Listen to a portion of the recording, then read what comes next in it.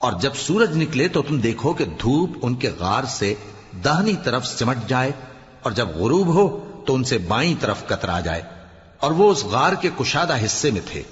یہ اللہ کی نشانیوں میں سے ہیں، جس کو اللہ ہدایت دے وہ ہدایت یاب ہے، اور جس کو گمراہ رہنے دے تو تم اس کے لیے کوئی دوست راہ بتانے والا نہ پاؤ گے۔ اور تم ان کے متعلق خیال کرو کہ وہ جاگ رہے ہیں حالانکہ وہ سوتے ہیں، اور ہم ان کو دائیں اور بائیں کروٹ بدلاتے تھے، اور ان کا کتا چوکھٹ پر دونوں ہاتھ پھیلائے ہوئے تھا۔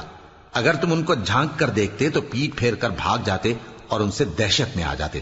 اور اسی طرح ہم نے ان کو اٹھایا تاکہ آپس میں ایک دوسرے سے دریافت کریں۔ ایک کہنے والے نے کہا کہ تم یہاں کتنی مدت رہے؟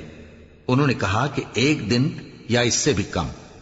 انہوں نے کہا کہ جتنی مدت تم رہے ہو تمہارا پروردگار ہی اس کو خوب جانتا ہے، تو اپنے میں سے کسی کو یہ روپیہ دے کر شہر بھیجو، وہ دیکھے کہ نفیس کھانا کون سا ہے تو اس میں سے کھانا لے آئے، اور احتیاط سے آئے جائے اور تمہارا حال کسی کو نہ بتائے۔ اگر وہ تم پر دسترس پا لیں گے تو تمہیں سنسار کر دیں گے، یا پھر اپنے مذہب میں داخل کر لیں گے۔